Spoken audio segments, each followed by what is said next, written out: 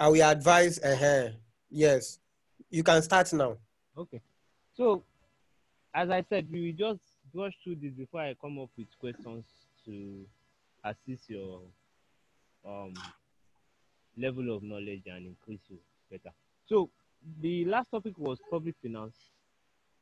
The concept of public finance was discussed.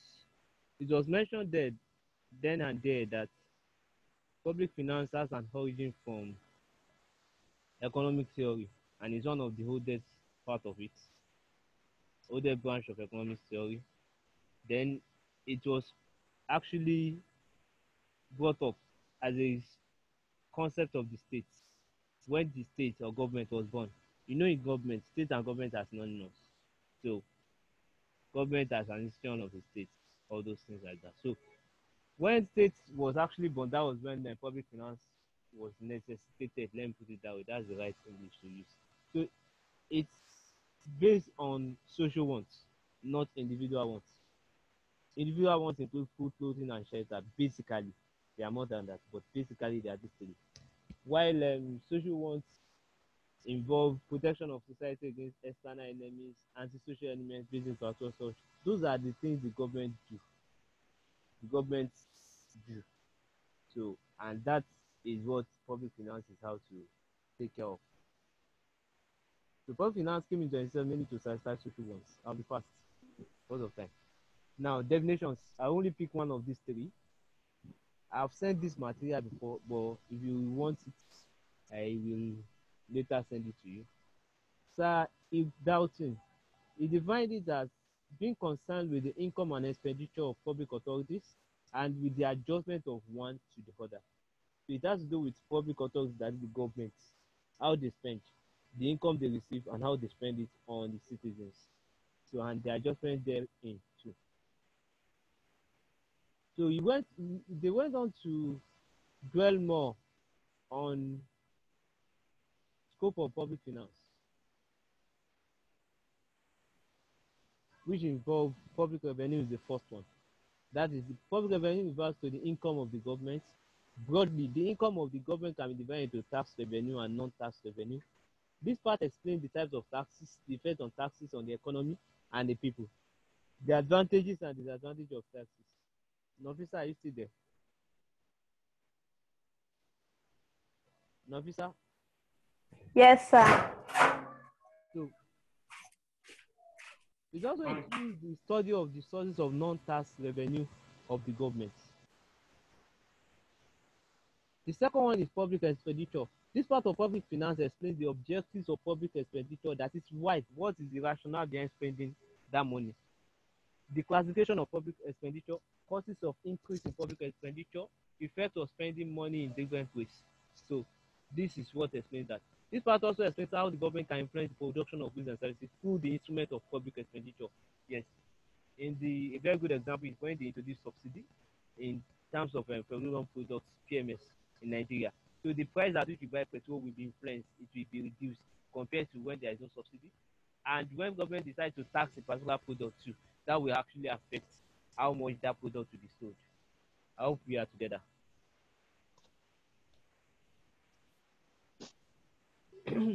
The third element therein is public debt.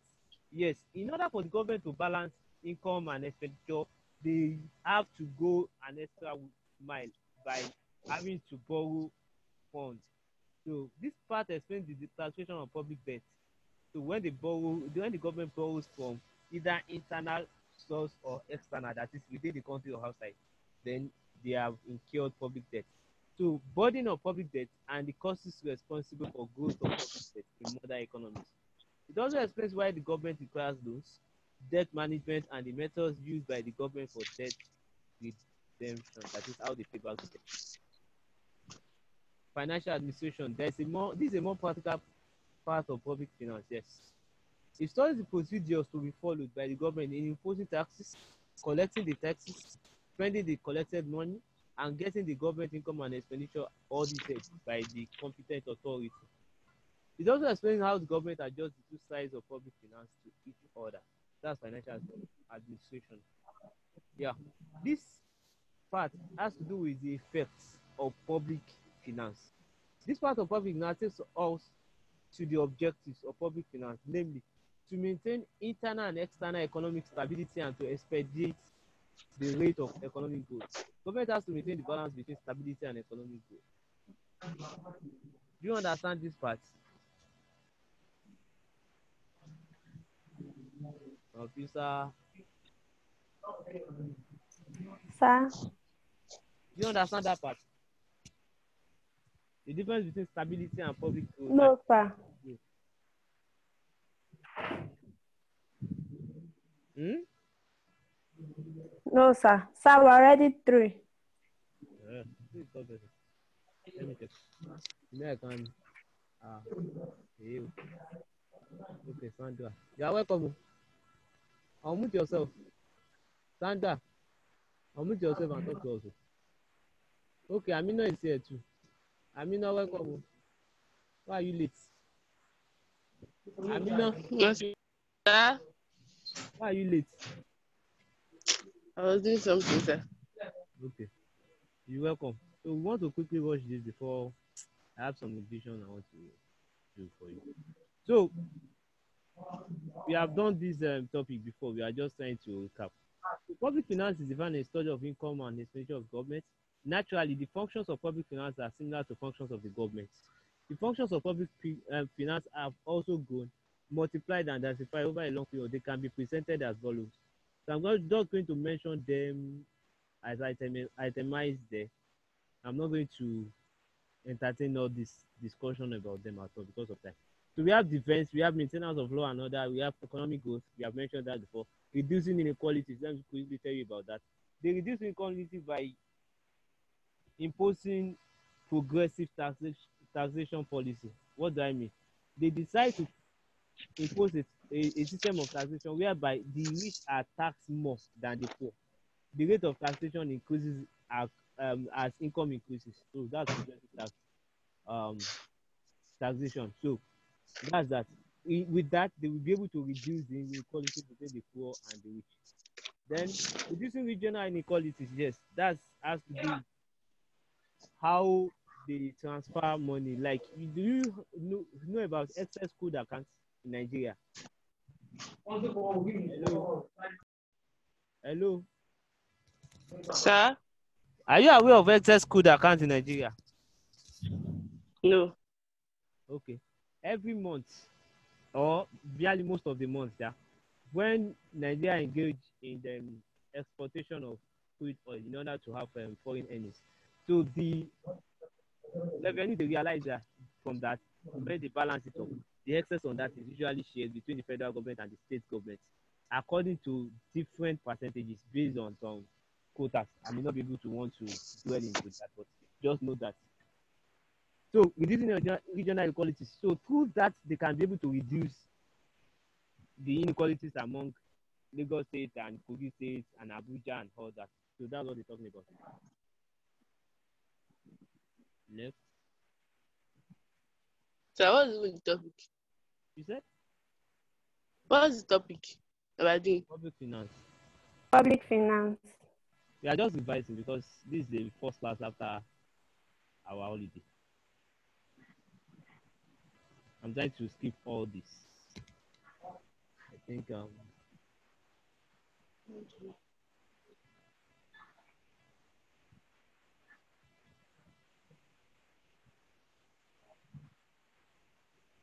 yeah, there is a similarity between public and private finance in a way.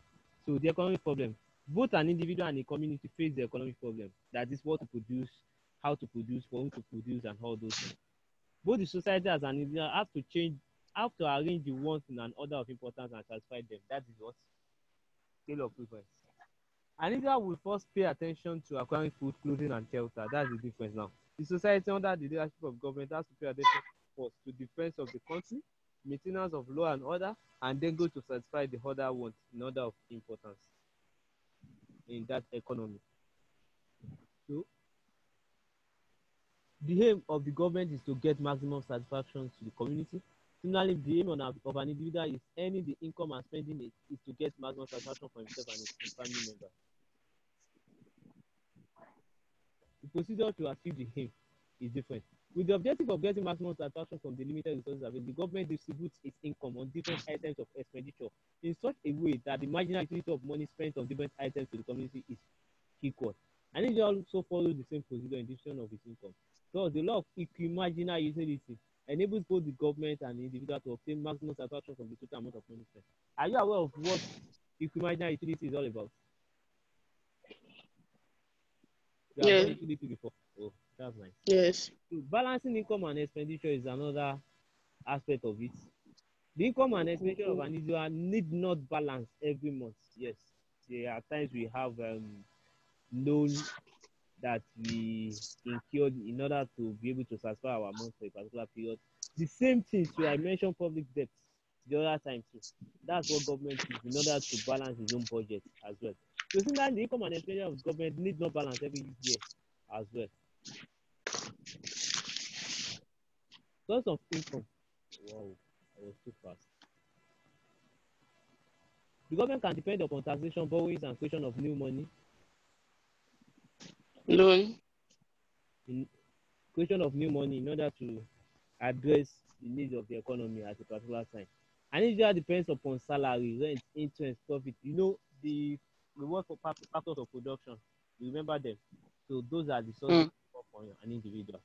So you can also take a loan. Yeah, I've mentioned that. Government can print paper currency against certain assets and use that currency as its income. This source is not open to an individual. Yeah, that's the difference.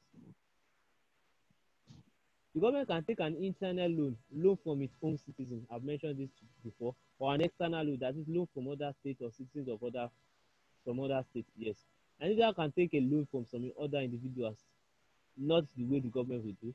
Further, the capacity of government to borrow is much larger than the capacity of any individual to borrow.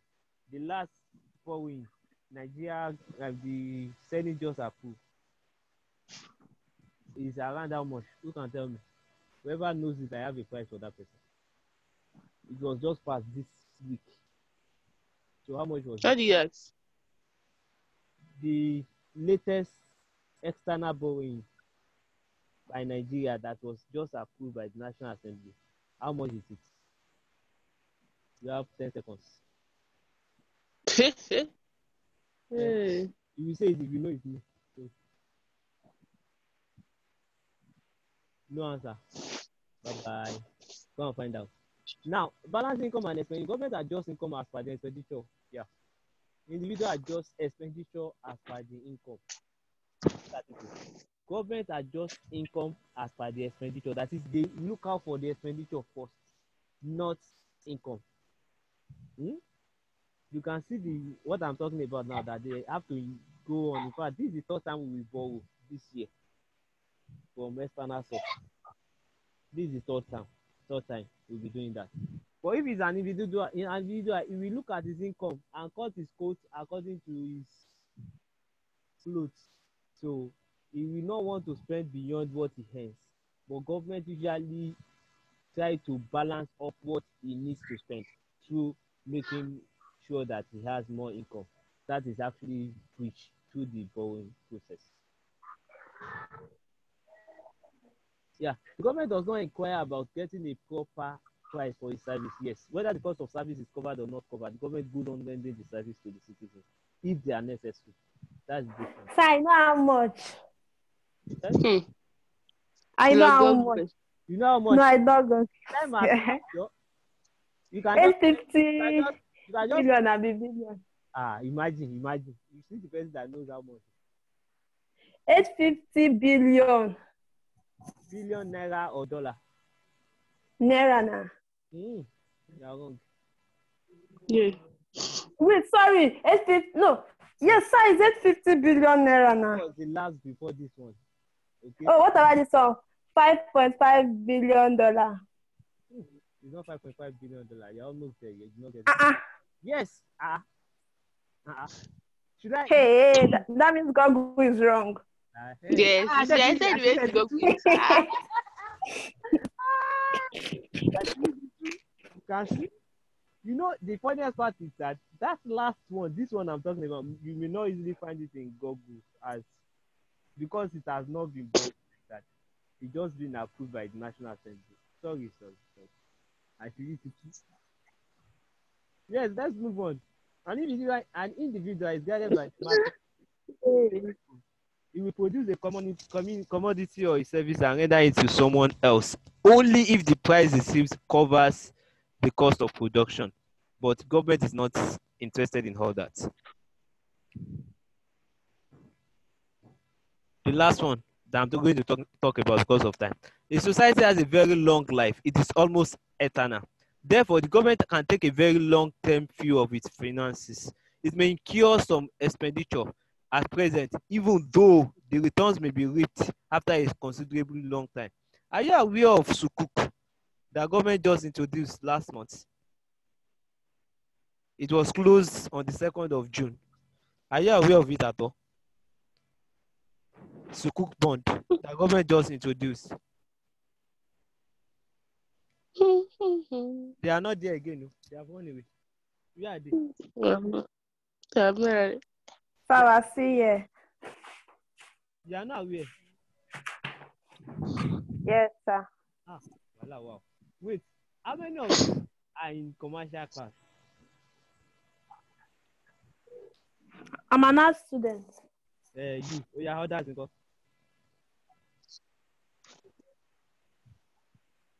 I did not It's there. an accident. The top person go.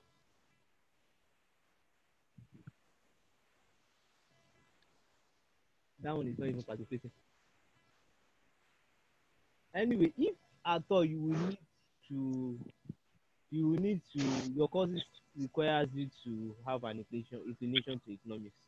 All of these are emerging issues, and economics is not a static subject like that. That whatever you read in the book is enough. No, you have to be abreast with what is happening in your economy, in your country, economically, business-wise, so that you'll be able to have a say on the current issues in the country as it pertains to the economy. So please, you can always improve on that. Hmm? Yes, sir. Yeah, like I said, that's the last one I'm going to take on this particular one. They actually broke it. They summarized all this our discussion so far here. So I think we have gone through it. I'm moving fast. Sound finance. Okay, I'm just going to introduce it. I'm not going to dwell much. The concept of sound finance was based upon the belief that in economic activities, the private sector is always more efficient and careful than the public sector. The private sector is careful about keeping the cost of production at the lowest level. The private sector uses resources more efficiently and effectively. The private sector can earn a profit only if the commodity is produced at the lowest cost and is sold at the lowest price. Hence, it was maintained that government should not interfere in the working of the economy, which was called the market economy. Now, look what happened after that. This belief gave rise to the following principles. Government should undertake only two functions, namely the defense of the country and the maintenance of law and order. Government should keep its expenditure at its lowest level. Government budget should always be balanced. A deficit budget should be avoided at any cost. The only objective of public finance is to satisfy the wants of the state. There is an interesting story around this thing. Now, the concept of sound finance was strongly challenged by the Great Depression, 1929. When we talk about depression, you are aware of inflation, right? Hello. Yes. So depression is like an opposite to inflation. You know, when we talk about inflation, we say more money chasing fewer goods. Exactly. But in this case, there is no money to be chasing goods at all. Goods are available, but there is no money to buy it. So that one is the most disastrous situation. So economists like GM Keynes and AP Lerner try to find out some new principles which will help the countries caught in the Great Depression. Principles evolve out of thinking of this Great Depression together, called as functional finance. All of these I don't think is for your level in advanced economics. Voila, that anyway, some will.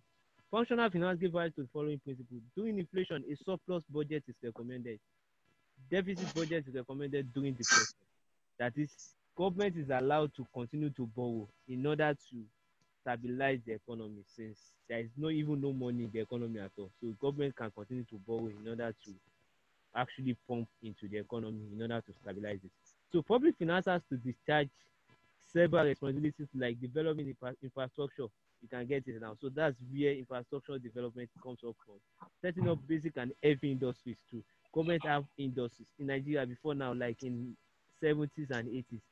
Most of the corporations are owned by the government, but as of today, they are almost sold off, all of them. So that's another discussion for another day.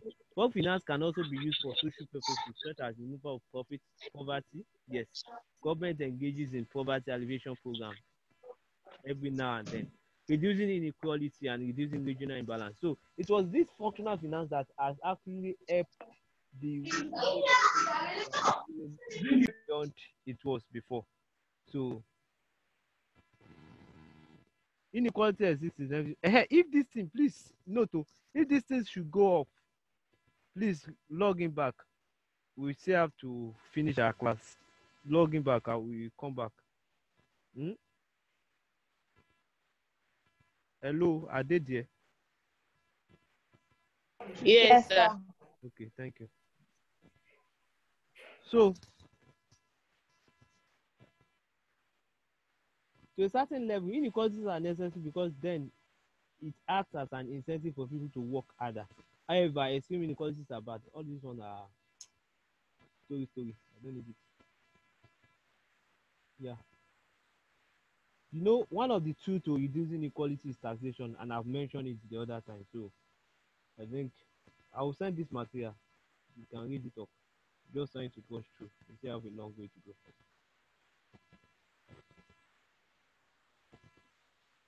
All of this meaning of inflation, how inflation takes place. Let me just. Inflation is defined as a fall in the value of money. Who understand that statement? If you understand that statement, let me know. Do you understand that statement? What do you say? The definition of inflation. You can see it on the. Mm, okay. Do you understand that first statement? That Mm, inflation is defined as a fall in the value of money. Do you understand that? Hello. No, You understand? no. You are afraid. This is not the definition I know. Yeah. You said? Okay, this is not the definition you know. Yeah. I'm just trying to let check it out whether you really understand what inflation is all about. When we talk about inflation, there is a relationship between value of money rather, and price level. Are you aware of that? Hello? Yes. Such that they are inversely related. What do I say? They are inversely related. That means when Related. there is a rise in prices of goods and services, then there is a fall in the value of money. And when there is a drop in the price level, then there is a rise, there is an increase in the value of money. That's what this definition is telling you. That the situation where there is a fall in the value of money, that Value of money. rise in the price level. You can see it now. Okay. So in Fall simple, in value of money. commodities which were available at X naira are now available at 1 point X naira or 2x or 3x. It will be multiplied from the previous value. So how inflation takes place? Inflation can takes place when inflation takes place when people have more purchasing power in their hands. I told you it's about when more money are chasing fewer goods. They show a tendency to spend more. As a result, there is an increase in demand. That's what we call demand pull inflation anyway. As a result, there is an increase in demand. Though when the expenditure rises, the demand also rises. If the rising demand is not balanced by a rise in supply, the price level shows a tendency to rise. What they are talking about is that the only solution to inflation is when more goods are produced. When there is supply, then the prices will be controlled. The prices will be regulated by itself when there is enough to buy, and the seller will start competing in order to sell. So that gave rise to beating down the price by themselves, not the consumer now. So because of time, I'm not dwelling much on all these things. So that's just what that is all about. Now, a tool to controlling inflation is taxation. During inflation, the government increases the rates of the direct taxes like the income tax, wealth tax, in order to reduce the amount of money with people. So when the money with them, when the income is reduced, the expenditure is reduced. Then they don't have much to spend. They can't spend what they don't have. So when the expenditure is reduced, the demand is reduced. A cut in demand is helpful in preventing a rise in prices and bringing the price level down to a lower level. But sometimes it can be counterproductive anyway. For controlling inflation, the government uses the tax on raw materials and on intermediate goods. How does that mean? I mentioned the other time that the one we are talking about is demand pull inflation. There is also what we call cost push inflation. So that is what this part is talking about. For controlling inflation, the government reduces the taxes on raw materials so that the cost of production will not be high. Because when the cost of production is high, there is high tendency that the producer will have to pass it across directly to the consumers. Okay? Because they are how to make profit. They don't want to sell operate in loss. So they will directly pass it to the consumer through high prices in the goods and services they are selling. Government imposes heavy taxes on exports. The demand for exported goods falls in the foreign countries and thus the exports fall. This leads to an increase in internal supply and as a result the price level comes down. That's another approach too. So when they are dealing with international trade, so they imposes high prices on the tax on exports. So that actually brings the price up and it reduces the purchasing tendency of that goods in international markets so that it will be available for local consumption. So all of these, I think I don't want to dwell on them because of time. All of these, I can only do them up.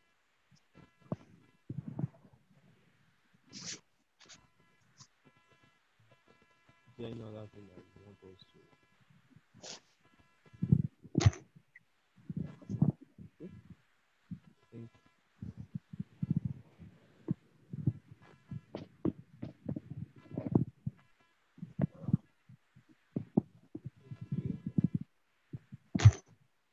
Okay, I think I'm done here on this.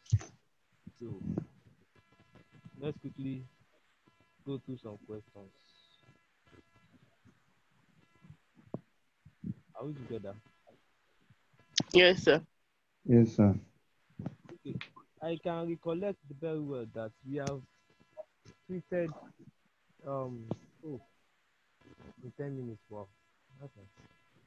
Okay. So I can recollect very well that we have treated national income accounting too. Yes or no? Yeah. I want you to take your pen now. You have like 3 minutes. 3 minutes here when there is no time. We have 2 minutes for each of these questions. Or 1 minute. 1 minute is okay. What is gross domestic product? Anybody? Gross domestic product, GDP. Gross. Gross domestic product.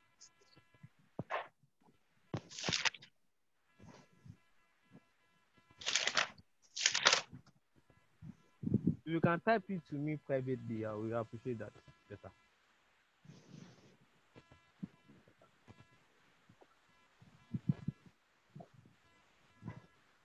Don't type it to all of us, to everyone, to me directly. Gross domestic product. The time is almost last. Remain 7 seconds.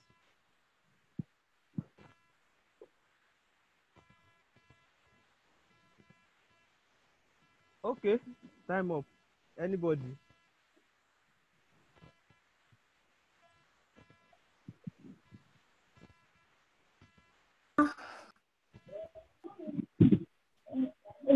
Good. Anybody? Nofisa, Amina, Sandra, Ayo.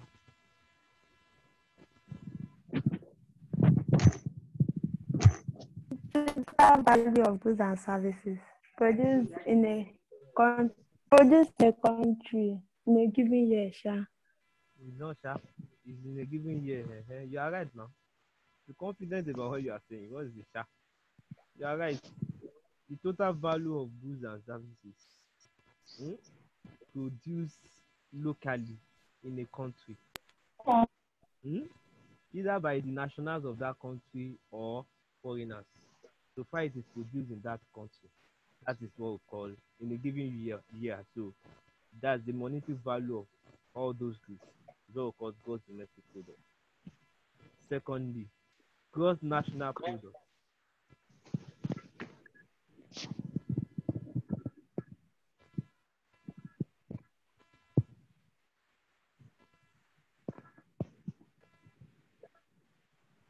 Gross national product.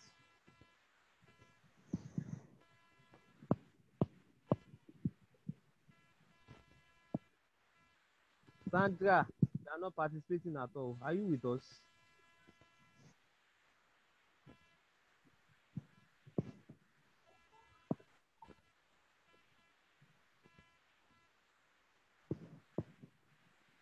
Nafisa, Ayo.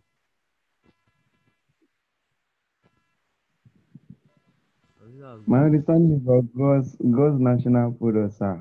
Are you listening, sir? You said? I'm with you now. My understanding about it is the normal gross domestic product added with net property income from overseas, from abroad. Yeah.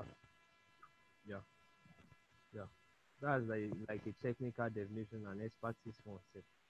I love that. Yeah. But Total value of goods and services provided in a year. you can see yourself that when you even said it, you were like, have I said it? Oh yeah, try again now. Try again, you can do better. No, Visa is not talking again. I don't know why.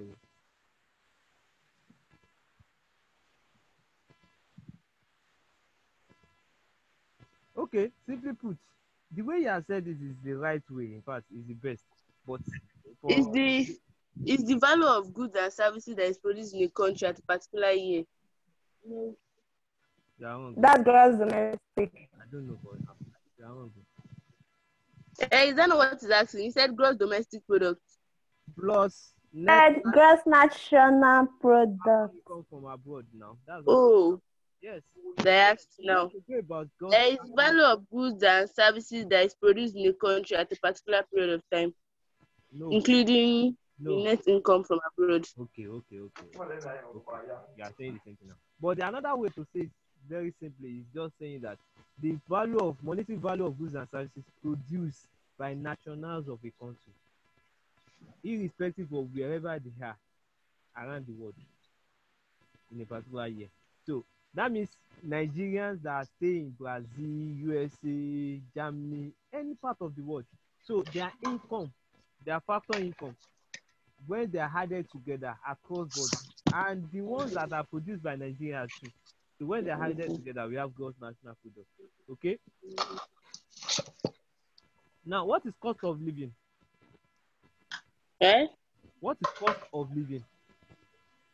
Cost of living. The time we have like 420 something. We'll be cut off now. So I will log us back. But I think we should be able to answer this before. Ayo, Nafisa, Amino, Oya. What is cost of living? Cost of what, sir? Is the amount of money an individual spends to obtain goods and services which will sustain him to a particular time. God bless you. Can you distinguish it from standard of living? The level of economic well-being or welfare attained by individuals in the country at a particular time. Okay, good one.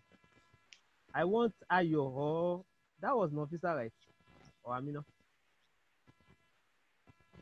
Amino. Okay. Nafisa and Ayo, please. Can you make it practical? I want a practical explanation of cost of living and standard of living. Yes. Sir, are you listening? I'm with you. I think cost of living is like bedrock or backbone of standard of living. Let me give this definition to make myself clear. Cost of living is the cost of maintaining a certain standard of living. Yes, you are right. Give a scenario. Give a scenario. Okay, let me help out. Like for instance, I love, in fact, this class is very, very awesome. Now, for instance, now I earn, let's say, 100,000 in a month. For me to live successfully, how much am I going to spend in that month to sustain myself? That is cost. But when it comes to standard of living, what are the things that are obtainable, that are common in the area I live in, through that I can actually get access to based on my income? So that's the standard. The standard has to do with what like a cutoff, like a particular medium. How do I put it? A measurement that we can actually use to evaluate that, oh, this person is living well, is living below average and all that. But it has to do the amount, the direct amount involved in purchasing those things is the cost of getting them. Why the standard is the measure. So that's my 100,000 now. Where will it place me in the society I belong? Yes, based on the standard the society has set. So where is it going to place me? Am I going to be among the highest income, middle income, or lower income? That is standard of living. So I really love this. Then the last one is per capita income. We are coming back. The thing will actually log us out 10 times from now, but we are coming back. So what is per capita income?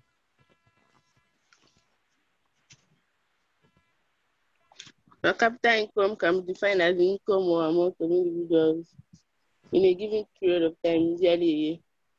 How do we arrive at it? In the national income divided by total population. Okay, that's right. So I think with this okay, I think we still have 1 minute. Let me go. Can you define the following concepts? Wants, scarcity, scale of preference, opportunity cost. In this short period that we have, can you quickly go about defining them? Want is human desire now to own a good and services that give satisfaction. That's want. Scarcity. What again? What do you say?